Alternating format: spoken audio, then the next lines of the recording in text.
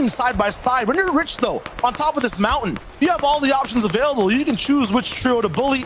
You can have your hand at so many elims. This is just two very different sides. Listen to the action that's happening right now. Storm Surge is causing the rattling of bullets, colliding against metal builds, colliding against brick. And look at this. Stormy Wright gets knocked. That is going to be our first place already in a desperate situation. And look at there's so many people on this line, Shayo. Zone 5 has been revealed, the half in and half out, and basically 90% of our lobby has to move out. The Rich still keep eating, though. They'll have the first choices to move and be very close to the zone. Meanwhile, they lost Stormy Wright. Still fight the poor. Kiriachi Deuce in the same boxes as others. And yeah, Stormy Wright is just completely down. Deuce on defense is going to be against a trio right above him. Looks like it's Splash. Both dealt significant damage to each other. This is going to be really tricky. They have enough to kind of be ahead of Surge, but they've lost a teammate in the process, and they still have to move.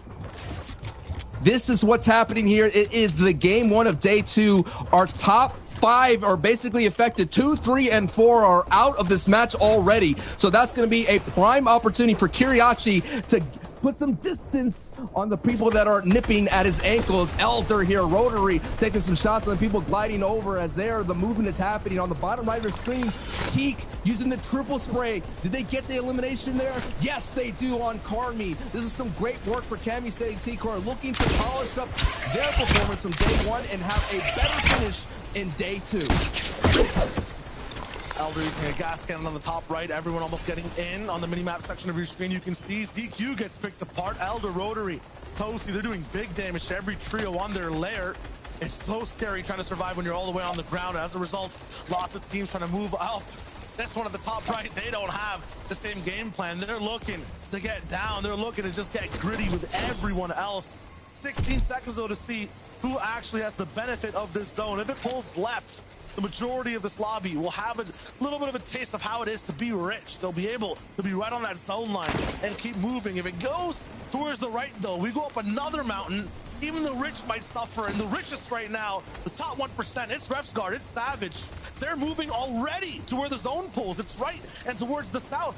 Worst case scenario for the whole server. They're there first. And now Teak, they'll have to get really creative with this next rotation. Their builds are on fire, and they have to pace this launch pad very, very meticulously to make sure it does not get blocked. Yeah, you talked about that adrenaline rotation. When you're up that high, you have the ability to glide over all the chaos that's happening down below. Literally, T, Cami, and Steady, they had fire at their feet now. Wings is getting elimination on Patrick there, but he gets traded out by Zestin here. Let me take a look. Who has that advantage? We're Steady and Dreaded. We're able to get there. Steady's going to fly over. Savage and Tayson. Looks like Tayson's on the ability underneath all that. Orion's there as two. As Steady and Teak are going to sit down to the ground. And hey, this trio has been in-game a lot since day one on the low ground. Yeah, this entire zone's going to be a roller coaster. We're going up and down on the side of the mountain. That's what I wanted to see. Low ground's going to be changing. And yeah, Savage Refsguard, they try to still hold on. Elo Crash going up with the launch pad. Everyone's forced up. The big ride. Hen's trying, but he gets blocked from one side. Now the entire trio's kind of split apart. Is this a teammate or enemy? Not even Hen knows. He's going all the way up. He has to leave him behind. Still moving. The zone's too fast to keep up with. He's taking 50 damage and not even a player. Hen's still going. Those aren't your teammates' builds. You gotta go to the left. Keep going left. He still finds Chapix barely holding on to this very fast race, and there's people all around in every single build above them. Usually Hen's shooting him, but he can't actually find the space or the time. They finally get a little bit of a breather. Vito pops off with Tayson in the feed. They're going completely ham. And this is a nightmare escalator right now. Everyone trying to get up on the mountain as fast as possible, and you have to keep going because it's going back over the mountain. Janus gets a knock, Balcony gets a knock here, but we're watching Hen right now, who is one of the best box fighters. He gets in the back. It's the Asian champion, gets clapped hard. Hen with the quick flick gets out the Asian FNCS champion with a brutal force. Hen, Chapix here operating together as a duo, and this is going to be a scary rotation. They got to move around this mountain here as Kezix gets taken out by the storm. Two men just making an impossible puzzle possible. This is crazy. Still not affected, still in builds. Hen's run out on the side of the mountain so high in the sky, and he can't even use the thing in Fortnite that helps you win every scenario. He has to do something here. Sure, right below 175 by Hen. No! Move! moves are not enough. Hadi blocks them off, and Dreda, though, he's still on height, surviving, thriving with his entire trio still alive. Teak is right below them. There's a big fight, 1v or 3v3 up there. Rotary's still popping inside the feed. Chapix did survive, but he's by himself now. I like what Chapix has in inventory as the Chuck Cannon. He could give him a little bit of breathing room as he's navigating these enemy builds, as he's waterfalling down, as Haijo's on the low ground picking up some eliminations. Kirashi and Tus may have been eliminated from this match here, but Savage, Resguard, and Dreda in fifth.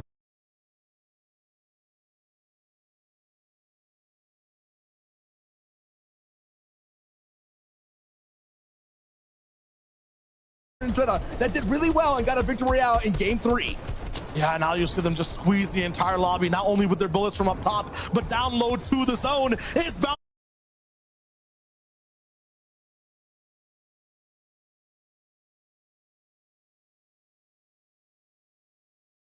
HP to make this a clutch moment possible, but it's going to be against 3 different players of high calibers. Resguard's already blocked them off all the way in the front. Where has just gone down to the storm as well. No one is surviving, and the people who had height the whole time get your first victory royale of the day. It's Resguard and Dreda and Mr. Savage. And they do that with 7 eliminations as well. We saw them kind of just really do a textbook hold on height. We saw this in game 3 at Stealthy Stronghold, but that's the way you want to start day 2, considering last season, like I mentioned, they kind of took the foot off the gas. We talked about having enough gas to get it to the end. So far, a great hot start for those boys. Yeah, and for everyone else on the server, just heat at their feet. What a zone to play. That was tough. I want to know exactly who's second, who came 5th, because everyone is down at the same time. Zeke, Levin, Reese, what do you guys have for us? The first game of day number 2 of the finals, and it goes over to Mr. Savage, Levin. I never thought I would see this, but here we are. You can never count them out. You can never count them out. They won a game yesterday, and they've started off today incredibly well. And look, that's the kind of game which, as a height team, as much as they won, they'll be a bit frustrated, right? In the sense of when you get height and it's going across such crazy terrain, you know, it's so difficult for you to get as many eliminations as you'd want, right? You know, typically, if you told me like a team stayed on height for that long as they did, you'd think, oh, they must have gone, you know, maybe 12 plus eliminations. They must have had a field of a time, but it just gets so walking right, they can't get as many as they want. Nevertheless, though, a 7 elimination Vic Roy for them at this stage, it's so good. It pushes them up. They were already in 5th or something, right, Reese? Like, they are going to be chilling now, and that confidence boost, oh, it's a good start. It's going to be good, and I feel ashamed a little bit. I feel a little bit ashamed because I did my predictions. I didn't even put them top 10 because I thought that contestation, that fight they're having in Steamy Stacks may slow them down too much. But so far, out of the 5 games, they've won 2 of them. So they have absolutely been able to, you know, just perform in the games that they do manage to win off spawn and really apply that to them. So huge congrats to them, and I'm sure for the next 7 games, they're also going to continue to absolutely wow us as the games go on. And speaking of wow, Reese wanted to point out some things that happened in this last game and how the bus pass can affect Storm Surge in the game itself. Yes, sir. So we can see this bus path is kind of going from the northwest diagonally down. You can see the way it follows down here.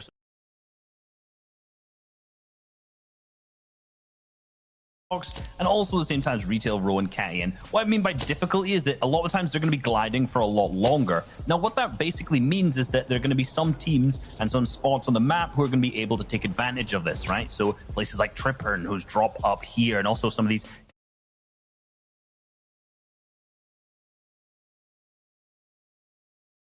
the shots he hits here. 40, 40, 40, Murstache down, and a dink. So for the fact that Mr. Savage won that, you can thank Trippern in a long, long way for hitting the shot. Now going over to Teak, also landed earlier on the Guardian Tower here. You can see